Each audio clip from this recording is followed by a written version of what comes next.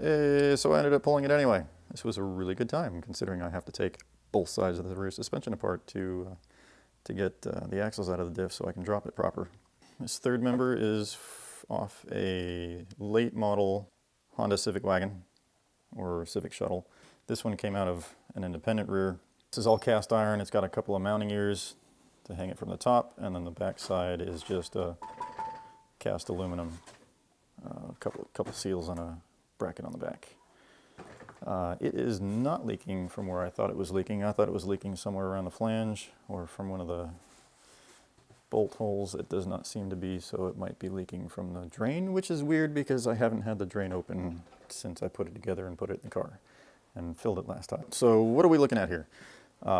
This is a helical limited slip differential for a front wheel drive Honda D series, D isn't dog. The bearing sizes are the same, and the bolt pattern and bolt spacing is the same, as well as the inside diameter on the ring gear is the same. Tolerances are a bit tight on the inside of the case here. Let's see if I can bump that up. There we go. Yeah, it gets kind of cozy. I've had to grind down the faces of the bolts to make sure there's no contact, and even still, I'm pretty sure they have kissed the housing where I haven't ground it down far enough to play nice. I also had to grind on the housing here on both sides of the side and up at the top to match. Unfortunately, this thing's full of glitter. Yay! The differential was brand spanking new. I opened it up, cleaned it out before I installed it, made sure there were no metal shavings or any machining leftovers. You know, it was all kosher. Chucked it in. I didn't really check the lash, just basically shimmed it the way it was when it came out, when the other differential came out. Chucked it in the car, and I've run it. I do know that it is not shimmed properly because I shouldn't be able to move this around. I was basically scrambling for shims to install when I put it together, and this is kind of loose. Pretty sure you shouldn't be able to move shims around with a screwdriver with light pressure, and also the tooth pattern, mesh pattern. There we go. It's sitting on the heel a little bit far. Really should have it a little bit more centered on the gear tooth. Instead of having way out here, it should be more about in here. So that tells me I need to shim the differential towards the pinion. End up doing that today. Hopefully I can get it all back together and in the car this afternoon. I'm going to have to fabricate some new shims for this thing because I don't have any that are specific to this bearing size in my kit. I'm going to scrub this thing down before I put it back together, and then I'll end up filling it. I'll drive it around for like a day or two, and then I'll drain the fluid and you basically just flush it a couple times. Start getting into this so I can put it back together, get it back into the car.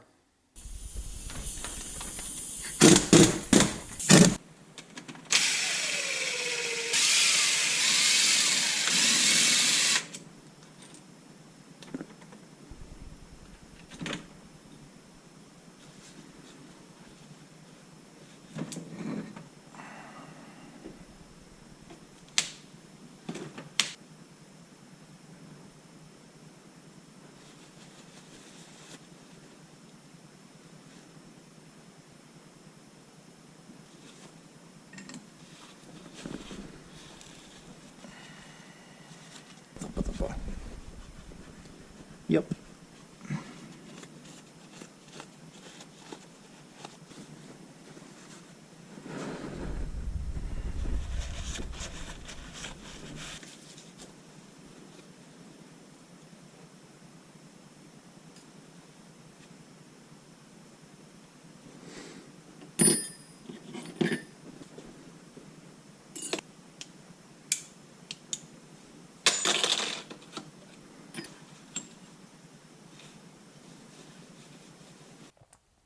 All right, got things all apart and looking more at the housing here as I've been cleaning things up.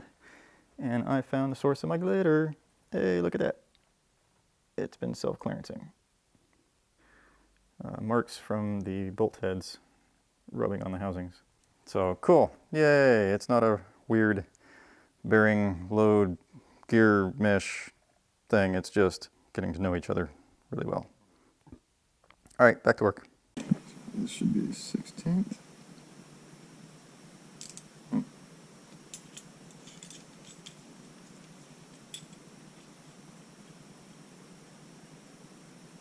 2-inch.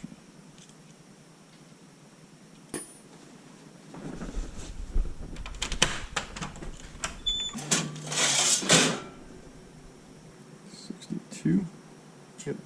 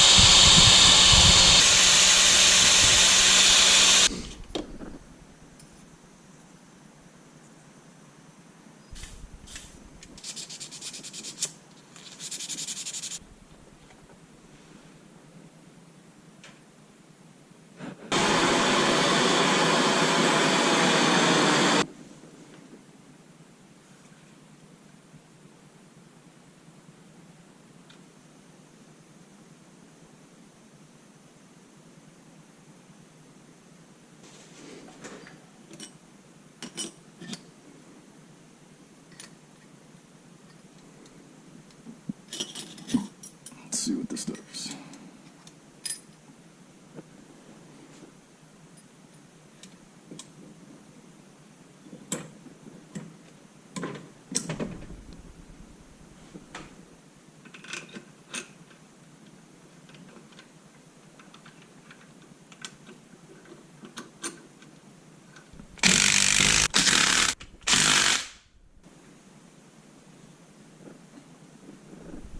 Oh.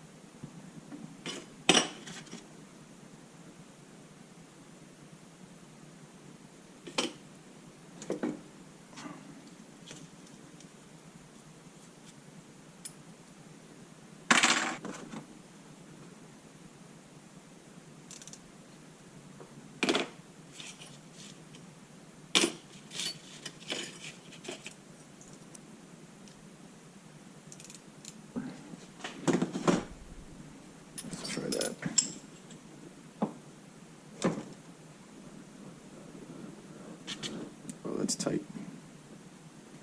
Straight up, I've never shimmed a diff before.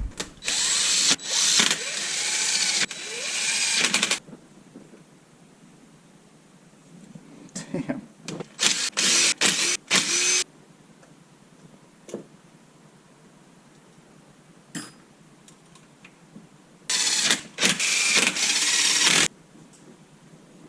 Oh, at least it moves.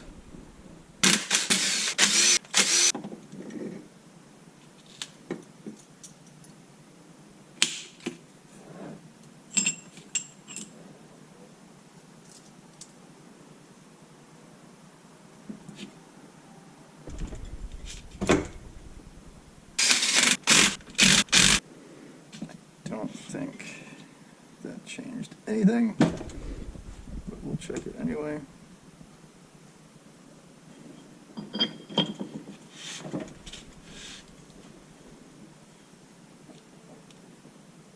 Really? All right, and coast.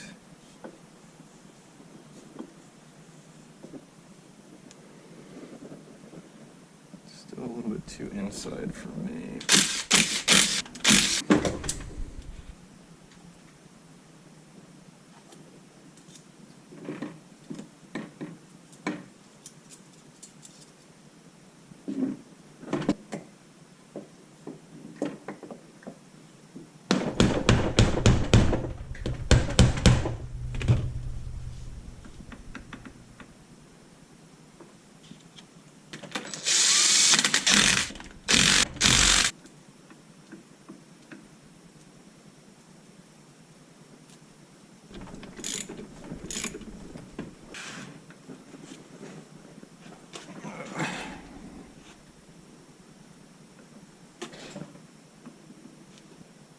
Pretty okay with that.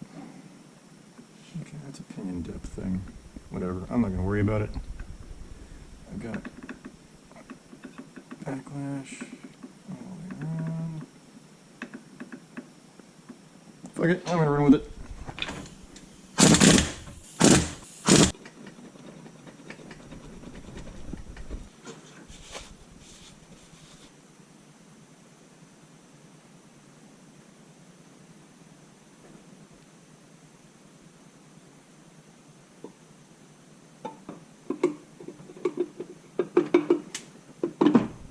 Bing.